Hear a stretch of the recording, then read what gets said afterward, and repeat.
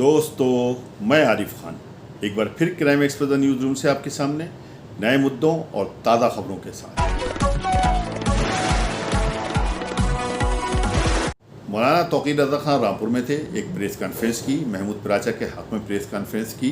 हमने उसमें एक छोटी सी रिपोर्ट तैयार की है, बहुत शानदार दिलचस्प रिपोर्ट है, इसको शुरू से आखिर तक आप ज़रूर देखें। मुसलमानों का कभी नेता वो था ही नहीं। उन्होंने इमरान मसूद से निजात दिलाई, ऐसे उन्होंने कई उदाहरण दिए। उसमें आजम खां का भी नाम लिया गया, उसमें अतीक और अशरफ, यानी उन्होंने मंच पर खड़े होकर एतराफ़ जुर्म किया कि हमने ये अपराध किया कि अतीक अशरफ को खुलेआम मरवाने का काम किया। और हमने अंसारी साहब को, मुख्तार अंसारी को, हमने मुख्तार अंसारी से निजात दिलाई। इसका मतलब ये है कि मुख्तार अंसारी बीमारी से नहीं मरे, हार्ट अटैक से नहीं मरे, बल्कि उनको जहर देकर मार डाला गया। और मंच से खड़े होकर जो एतराफ़ जुर्म कर रहा है, इक़बाल जुर्म कर रहा है, उसके ऊपर ना चुनाव आयोग ने कोई संज्ञान लिया, ना ही सुप्रीम कोर्ट ने कोई संज्ञान लिया। ये बहुत दुर्भाग्यपूर्ण है और इसके खिलाफ हिंदुस्तान की आवाम को, खास तौर से हिंदू समाज को इस तरफ तवज्जो देनी चाहिए। हिंदू समाज के लिए मैं इतना कहना चाहता हूँ कि आपको उलझाया जाता है। हम मुसलमानों की और गैर मुस्लिमों की राजनीति नहीं करते, हम अपने राष्ट्र की राजनीति करते हैं। हमारा देश ऐसे बेईमानों और ऐसे गैर जिम्मेदारों के चुंगल में फंस गया है। इस चुंगल से हमें अपने देश को आज़ाद कराना है। तो ये लड़ाई आज़ादी की लड़ाई है, ये लड़ाई चुनाव की लड़ाई नहीं है, सत्ता की लड़ाई नहीं है, बल्कि आज़ादी की लड़ाई मैं इसे मानता हूँ। और इसीलिए अगरचे मुझे डॉक्टर ने बताया है बाईपास, लेकिन मैं वो तमाम चीज़ें, तमाम इलाज छोड़कर मैं आप लोगों के दरमियान आया हूँ कि वक्त की ज़रूरत है। इस वक्त हमें मुत्तहिद होकर, मुत्तफिक होकर अपने देश को धृष्ट राष्ट्र से बचाना है, दुर्योधन और दुशासनों से बचाना है। और धृष्ट राष्ट्र का अगर तीसरी बार शासन आ गया तो मुल्क को, हमने 2 बार तो हत्तल इम्कान कोशिश की है कि देश में महाभारत ना हो, क्योंकि हमारा देश है। हम अपने देश में बदअमनी और अफरा तफरी का माहौल नहीं चाहते।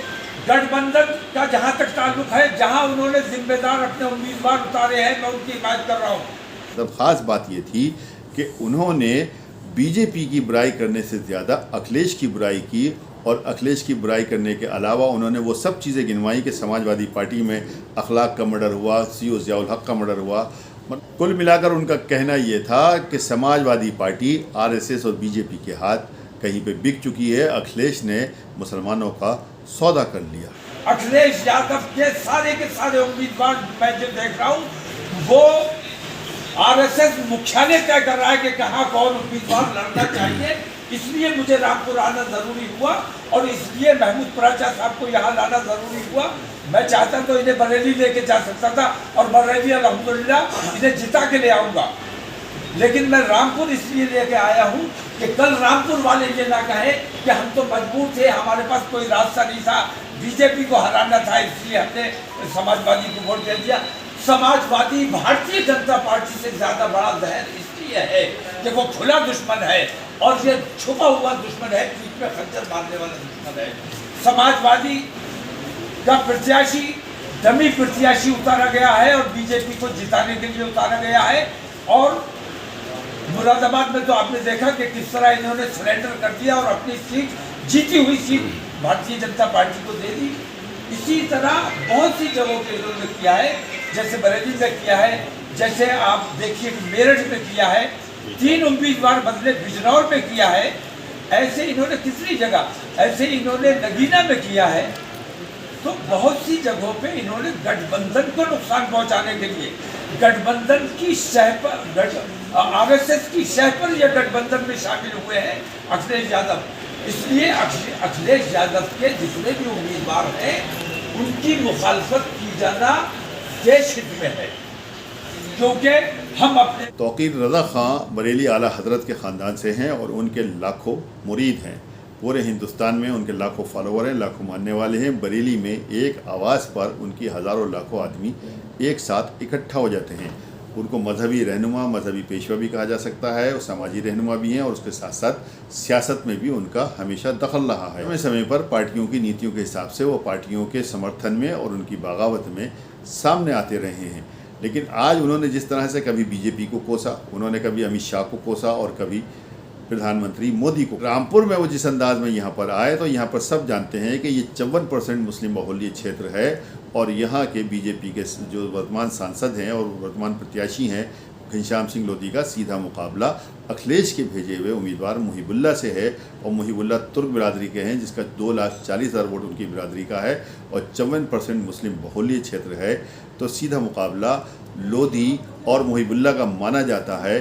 तो अगर वो इतने समझदार आदमी होके एक और मुस्लिम कैंडिडेट की आके अगर यहाँ पे हिमायत कर रहे हैं और मुहिबुल्लाह की बगावत कर रहे हैं और ये कह रहे हैं कि महमूद पराचा को वोट दीजिए, तो जाहिर सी बात है कि मुसलमान वोट जो है वो दो जगह बटेगा। तो इससे किसका नुकसान होगा, इसका अंदाज़ा आप खुद लगा सकते हैं। और ये किसको फ़ायदा पहुँचने जा रहा है और किसके इशारे पर हो रहा है, इसका भी अंदाज़ा आप लगा सकते हैं। अखिलेश की उस बेईमानी को उजागर करना चाहता हूँ जो बेईमानी ये उत्तर प्रदेश के मुसलमानों के साथ कर रहे हैं। रामपुर में आज आने का मकसद आपका भाई बीजेपी के कैंडिडेट को हराना है या महमूद पराचा साहब को जिताना है?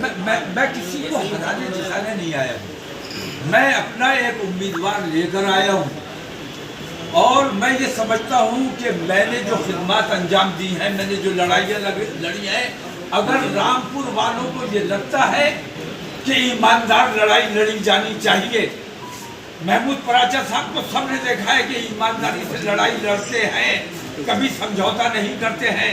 जिस मस्जिद के इमाम साहब समाजवादी पार्टी के उम्मीदवार हैं, उस मस्जिद के वक्फ का मुकदमा भी पराचा साहब लड़ रहे हैं। तो 123 औकाफ, दिल्ली के 123 औकाफ है जो मुनहदिम किए जाने हैं। अगर पराचा साहब हार जाते हैं तो इसका नुकसान रामपुर वालों को नहीं होगा, बल्कि हमारा हौसला टूटेगा और पूरे देश को इसका नुकसान होगा।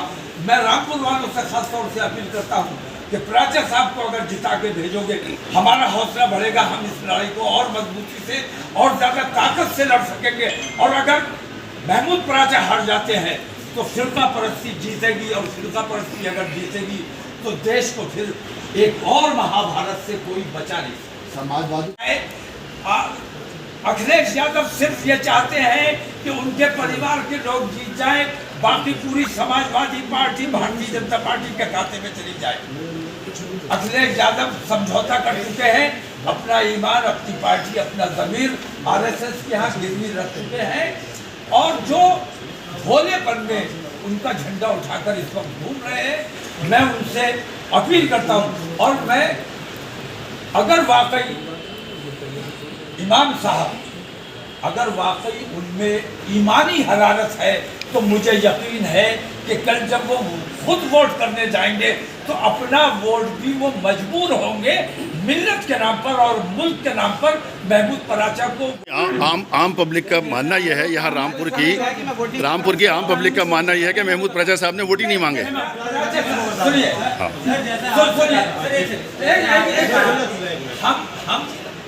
हम अल्हम्दुलिल्लाह मोहताज नहीं है। अल्लाह ने हमें ताज वाला बनाया है, मोहताज रहने वाला नहीं बनाया है। ये बात वो भी कहते हैं इमाम साहब, इमाम साहब भी ये कहते हैं। मोहताज नहीं है, मांगने वाले नहीं, मांगने वाले दर दर आ रहे हैं। हम एक मिशन देकर जा रहे हैं।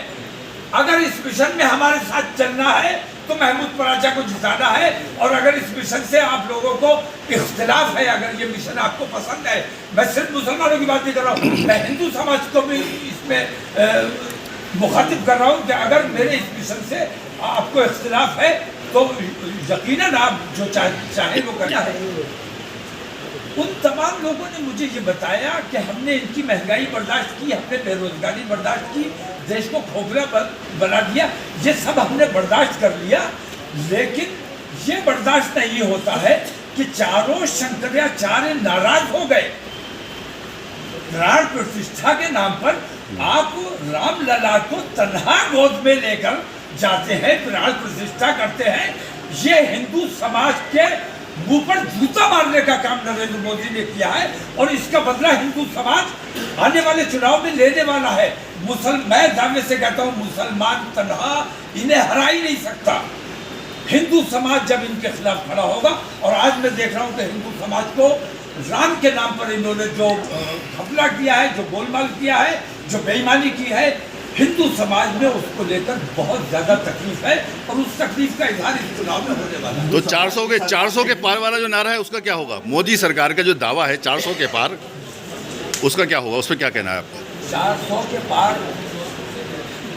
अगर राजा साहब के बकौल अगर मशीनों से चुनाव जीत रहे हैं तो 400 के पार क्या है? पूरी पार्लियामेंट की तनख्वाह कब्जा कर सकते हैं। लेकिन अगर आम हिंदू और आम मुसलमान के वोट से हार जीत होनी है तो 200 तक अगर ये पहुंच जाए तो बहुत बड़ी बात है। वीडियो अगर पसंद आई हो तो लाइक कीजिए, शेयर कीजिए और चैनल को ज़रूर सब्सक्राइब कीजिए ताकि डायरेक्ट नोटिफिकेशंस आप तक पहुंचते रहें।